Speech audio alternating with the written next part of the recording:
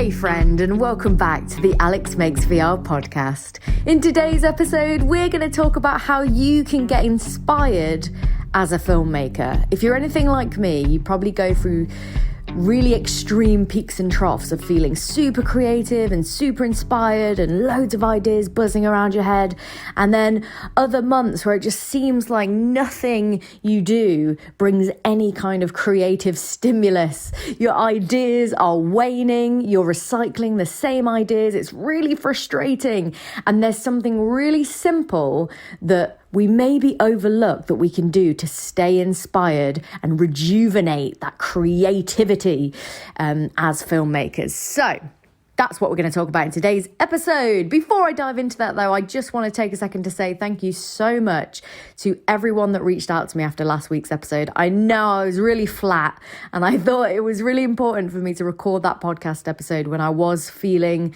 super down, super low, not my usual high energy self, just to show you that I too am human, and we all go through these cycles of being unmotivated, and we all go through these cycles of feeling a bit despairing and a bit down, and that's okay.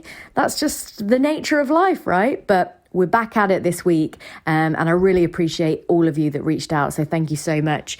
If you've got a subject or a question for future episodes, I would love to hear from you.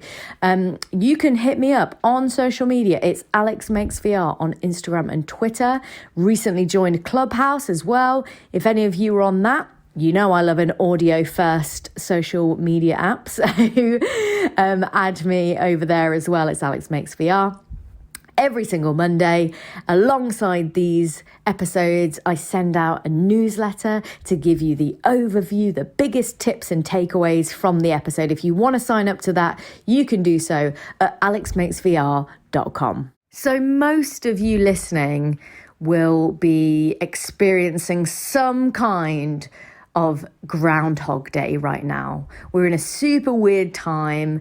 Most of us are locked in our houses, and even if you're listening in a country that isn't in a full lockdown, you're probably doing way less new, exciting, different activities than you usually would.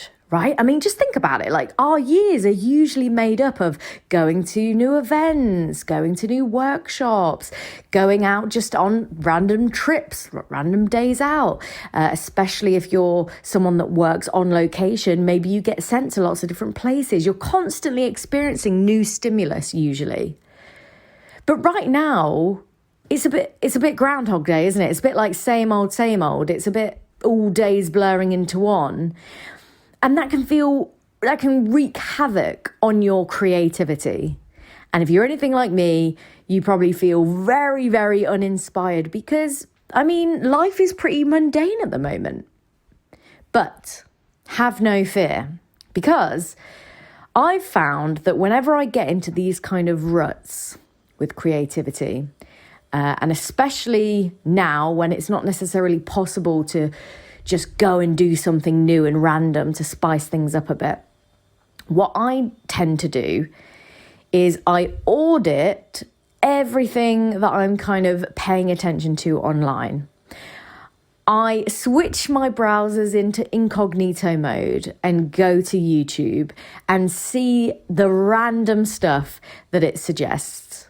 I go to Netflix, and instead of logging in on my profile, I log in on my older brother's, who's got very different taste in TV and films to me. I might, go on Spotify and look for a random playlist, someone's music that I would never again pay attention to, not the kind of music that I would listen to.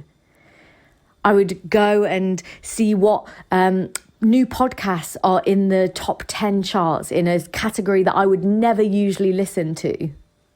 These are all ways of expanding your interest and getting new stimulus and new ideas without leaving your home.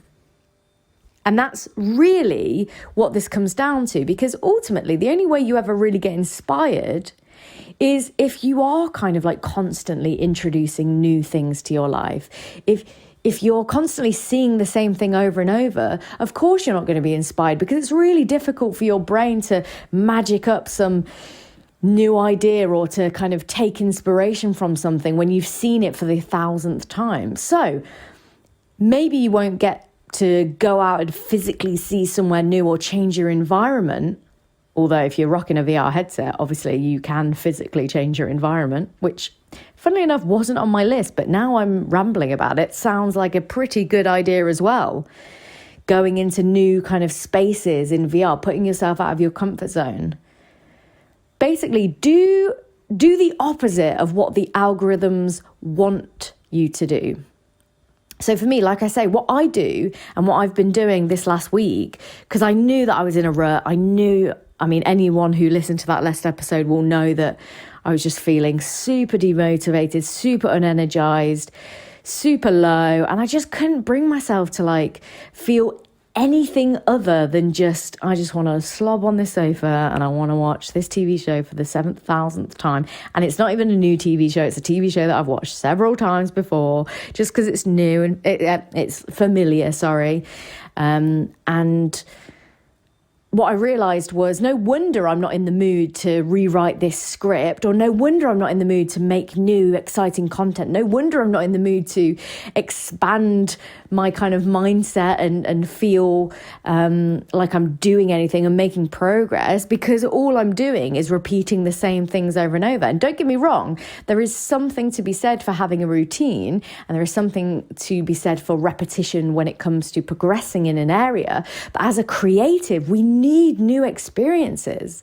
And if we can't get those experiences physically at the moment, the only thing we can do is change our digital environment. So yeah, go against the algorithm. They know you. They know your personality. They are basing your suggested films, your suggested YouTube videos, even the stuff that's showing up on your social media feed is curated for you specifically, based on years of data that they've got on you. So it's really hard when, you want some new stimulus and you go on YouTube and it's just suggesting the same kind of videos that they know you already like. It's really difficult to learn anything new. It's really difficult to kind of break outside the echo chamber and be inspired.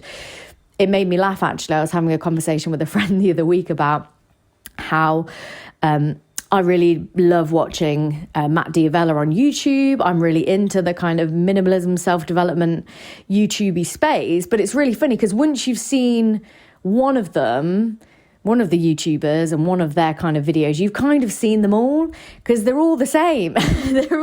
they're all the same looking guy with the same grey t-shirt, and they have the same formula to their videos, and they talk about exactly the same stuff.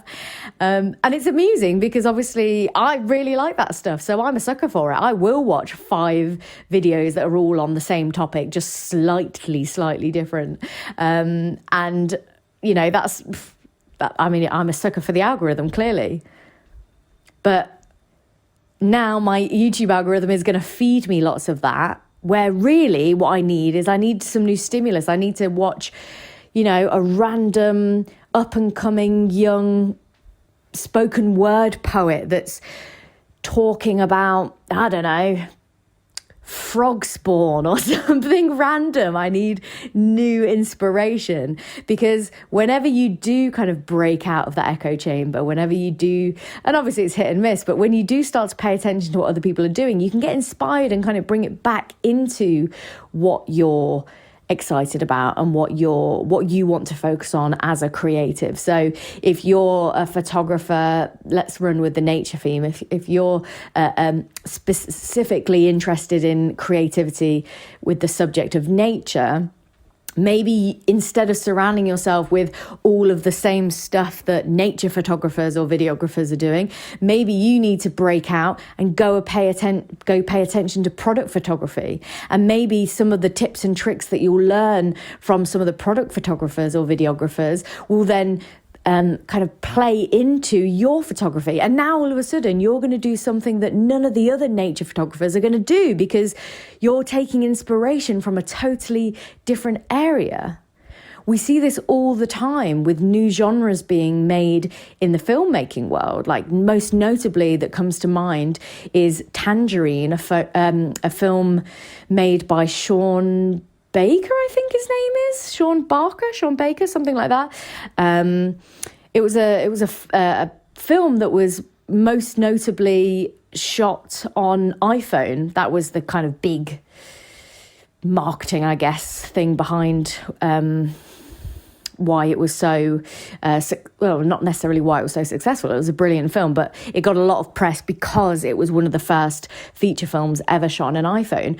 But what I found interesting about that film, it was this kind of interesting blend of like mumblecore and mockumentary reality style TV filmmaking. It was kind of this surreal blend of everything in a narrative film shot on a phone.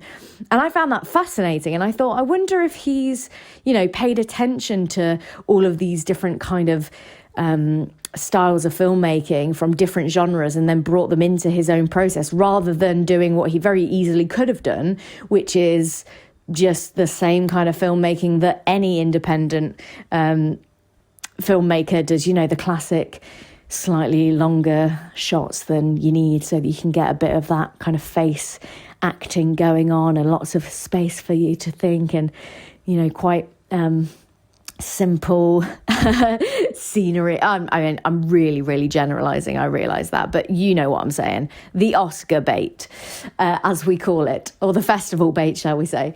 But even just something like, I don't know, if you've watched the TV show Succession, phenomenal TV show. I remember watching that and thinking, oh, that's so funny. I've not seen a really serious drama filmed in the same kind of way that they film like mockumentaries like The Office or Parks and Rec, Modern Family, where they kind of use this, it's a drama, but they're pretending it's a documentary, and, it's interspliced with characters talking to camera. That kind of like shaky handheld reality show on the fly, following them around, that kind of camera style, which has become kind of synonymous with that kind of genre of like sitcom, now being applied to a really serious HBO drama. That kind of almost like you are the camera crew following around this ridiculous family, but it's so serious. And I that really instantly stood out to me, because I was like, I've not seen that done before. And, maybe it has been done before, but it's really interesting when you see those blends kind of come together. And again, maybe the director of that has been inspired by that other genre, and that's kind of bled in. Anyway, you get the point, I'm sure. So what I would challenge you to do, and what I'm challenging myself to do for the next week or so, is put your browsers in incognito mode, maybe even set yourself up a fake social media account. I've got a fake Instagram account now where I follow just random accounts. It's nothing to do with anything that I would normally pay attention to, just to get this new stimulus. Another thing you could do is ask your friend to send you someone that has really different taste to you. Can you suggest some YouTube videos? Can you suggest some podcasts?